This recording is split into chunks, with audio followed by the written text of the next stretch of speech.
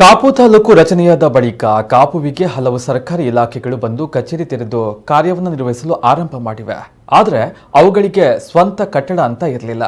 ಇದೀಗ ಕಾಪು ತಾಲೂಕು ಆಡಳಿತ ಸಂಕೀರ್ಣ ಕಟ್ಟಡ ಮಿನಿ ವಿಧಾನಸೌಧ ಕಟ್ಟಡ ನಿರ್ಮಾಣವಾಗಿ ಲೋಕಾರ್ಪಣೆಗೊಂಡಿದೆ. ಇನ್ನು ಅಧಿಕಾರಿಗಳು ಜನಸಾಮಾನ್ಯರ ಕೆಲಸ ಕಾರ್ಯಗಳಿಗೆ ವೇಗವನ್ನು ನೀಡಬೇಕಾಗಿದೆ. ಈ ಬಗ್ಗೆ ಒಂದು ವರದಿ ಇಲ್ಲಿದೆ. ಕಾಪು ಶಾಸಕ ಲಾಲಾಜಿ ಆರ್ ಮೆಂಡನ್ ಅವರ ಮುತುವರ್ಜಿಯಲ್ಲಿ ಕರ್ನಾಟಕ ಗೃಹ ಮಂಡಳಿ ಮೂಲಕ 10 ಕೋಟಿ ರೂಪಾಯಿ ವೆಚ್ಚದಲ್ಲಿ ಕಾಪು ತಾಲೂಕು ಆಡಳಿತ ಸಂಕೀರ್ಣ ಕಟ್ಟಡ ಮಿನಿ ವಿಧಾನಸೌಧ ನಿರ್ಮಾಣಗೊಂಡಿದೆ. ಕಾಪು ಬಂಗ್ಲೆ ಮೈದಾನದ 3.42 ಎಕರೆ ಜಮೀನಿನಲ್ಲಿ C+1 ಮಹಡಿಯನ್ನ ಒಳಗೊಂಡ 2857 ಚದರ ಮೀಟರ್ ವಿಸ್ತೀರ್ಣ ಸುತ್ತಳತೆಯ ಮಿನಿ ವಿಧಾನಸೌಧ ನಿರ್ಮಾಣಕ್ಕೆ 2022 ಜನವರಿ ತಿಂಗಳಲ್ಲಿ ಕಂದಾಯ ಸಚಿವ ಆರ್ ಅಶೋಕ್ ಶಿಲಾನ್ಯಾಸ ನೆರವೇರಿಸಿದರು. ಕಾಪುವಿನ ಶ್ರೀದೇವಿ ಪ್ರಸಾದ್ ಕನ್ಸ್ಟ್ರಕ್ಷನ್ ಗುತ್ತಿಗೆದಾರಿಕೆಯಲ್ಲಿ ಕಟ್ಟಡ ನಿರ್ಮಾಣಗೊಂಡಿದ್ದು ಮೂಲ ಸೌಕರ್ಯಗಳ ಜೋಡಣೆಯೂ ಪೂರ್ಣಗೊಂಡಿದೆ.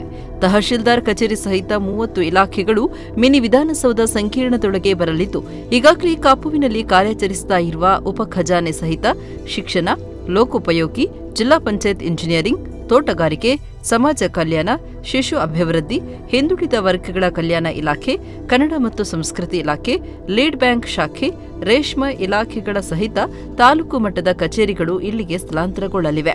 ಈ ಮಿನಿ ವಿಧಾನಸೌಧವನ್ನು ಕರ್ನಾಟಕ ರಾಜ್ಯ ಹಿಂದುಳಿದ ವರ್ಗಗಳ ಆಯೋಗದ ಅಧ್ಯಕ್ಷ ಕೆ ಜಯಪ್ರಕಾಶ್ ಹೆಗ್ಡೆ ಉದ್ಘಾಟಿಸಿ ಲೋಕಾರ್ಪಣೆ ಮಾಡಿದರು.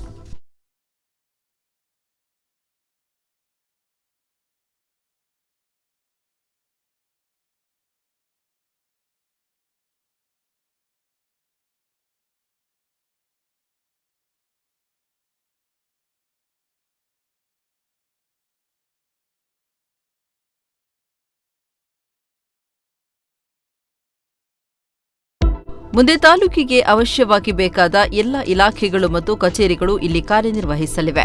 ಬಂಗ್ಲೆ ಮೈದಾನ ಸಂಕೀರ್ಣದೊಳಗೆ ತಾಲೂಕು ಕೋರ್ಟ್, ತಾಲೂಕು ಪಂಚಾಯತ್ ಮತ್ತು ಮೆಸ್ಕಾಂ ಇಲಾಖೆ ಕೂಡ ಬರಲಿವೆ ಎನ್ನುತ್ತಾರೆ ಶಾಸಕ ಲಾಲಾಜಿ ಆರ್ ಮೆಂಡನ್. ಜನತೆ ಇದರ ಉಪಯೋಗ ಪಡೆದುಕೊಳ್ಳಬೇಕು ಎನ್ನುತ್ತಾರೆ ಅವರು. ಉಡುಪಿ ಜಿಲ್ಲೆಯ ಕಾಪು ವಿಧಾನಸಭಾ ಕ್ಷೇತ್ರ ವ್ಯಾಪ್ತಿಯಲ್ಲಿ ಕಾಪು ಹೊಸ ತಾಲೂಕು ಆಡಳಿತ ಸೌಧ ಈಗಾಗಲೇ ಸುಮಾರು 10 ಕೋಟಿಯ ವೆಚ್ಚದಲ್ಲಿ ಕರ್ನಾಟಕ ಸರ್ಕಾರ ನಮಗೆ ಕೊಡಮಾಡಿದೆ. ರಾಜ್ಯದಲ್ಲಿ ಸುಮಾರು 48 ಕಡೆ ಹೊಸ ತಾಲೂಕುಗಳು ಘೋಷಣೆ ಆಗಿತ್ತು. ಅದರಲ್ಲಿ ಕೆಲವೇ ಕಡೆಗಳಲ್ಲಿ ಈ ಥರದ ಸುಮಾರು 10 ಕೋಟಿಯ ಒಂದು ಮಿನಿ ವಿಧಾನಸೌಧ ರೀತಿಯ ಒಂದು ಮಂಜೂರಾತಿ ನಮಗೆ ಪಡ್ಕೊಂಡು ಅದಕ್ಕೆ ಹೊಸ ಹೆಸರನ್ನು ಕೂಡ ಕೊಟ್ಟಿದ್ದಾರೆ. ಕಾಪು ತಾಲೂಕು ಆಡಳಿತ ಸೌಧ ಎಂಬ ಹೆಸರಿನಿಂದ ಈ ಒಂದು ಕಟ್ಟಡ ಇವತ್ತು ಲೋಕಾರ್ಪಣೆ ಆಗಿದೆ.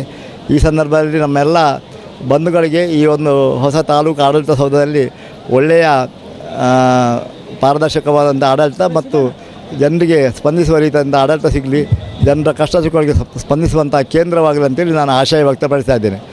ಈ ಒಂದು ಕಟ್ಟಡ ವಿನ್ಯಾಸಕ್ಕೆ ನಮಗೆ ಯೋಗೀಶ್ ದಾರರವರ ಮೂಲಕ ಈ ಒಂದು ವಿನ್ಯಾಸ ಮಾಡಿಕೊಂಡು ಸನ್ಮಾನ್ಯ ವಾಸುದೇವ್ ಶೆಟ್ಟರು ನಮ್ಮ ದೇವಿ ಪ್ರಸಾದ್ ಕನ್ಸ್ಟ್ರಕ್ಷನ್ ಮೂಲಕ ಈ ಕಟ್ಟಡ ಆಗಿದೆ.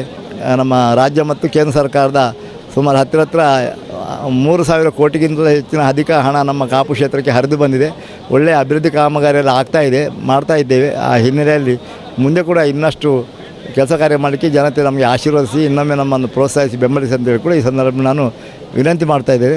ಎಲ್ಲ ಸಕಲ ಸವಲತ್ತುಗಳನ್ನು ಹೊಂದಿರುವ ಒಂದು ತಾಲೂಕು ಆಡಳಿತ ಸೌಧ ಉತ್ತಮವಾಗಿ ನಿರ್ಮಾಣವಾಗಿದೆ.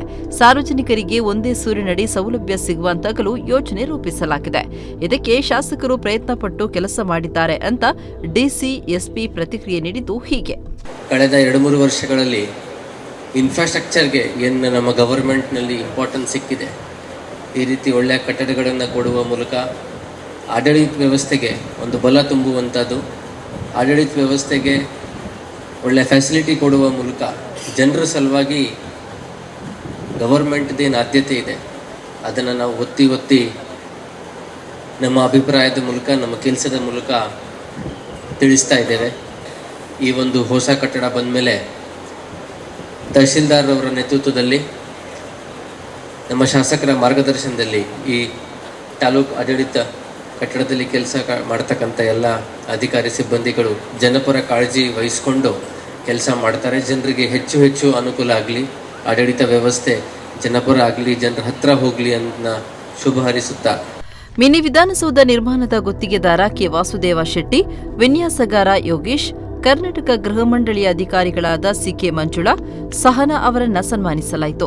ಕಾಪು ನಗರ ಯೋಜನಾ ಪ್ರಾಧಿಕಾರದ ಅಧ್ಯಕ್ಷ ಸುಧಾಮ ಶೆಟ್ಟಿ, ಕರ್ನಾಟಕ ಗೃಹ ಮಂಡಳಿ executive engineer C K Manjula, taluk panchayat ಕಾರ್ಯನಿರ್ವಹಣಾಧಿಕಾರಿ ನವೀನ್ ಕುಮಾರ್, ಶಿಕ್ಷಣ ಇಲಾಖಾಧಿಕಾರಿ ಚಂದ್ರೇಗೌಡ, ಉಪ ಖಜನಾಧಿಕಾರಿ ಪುಟ್ಟರಾಜು, ನೋಂದಣಾಧಿಕಾರಿ ಶ್ರೀಧರ್, ಎಡಿಎಲ್ಆರ್ ತಿಪ್ಪೇರಾಯ, ಗುತ್ತಿಗೆದಾರ ವಾಸುದೇವ ಶೆಟ್ಟಿ ಕಾಪು ಉಪಸ್ಥಿತರಿದ್ದರು. ಪ್ರಮೋದ್ ಸುವರ್ಣ ಕಟಪಾಡಿ, ನಮಗುಡ್ಲ ನ್ಯೂಸ್ 24/7.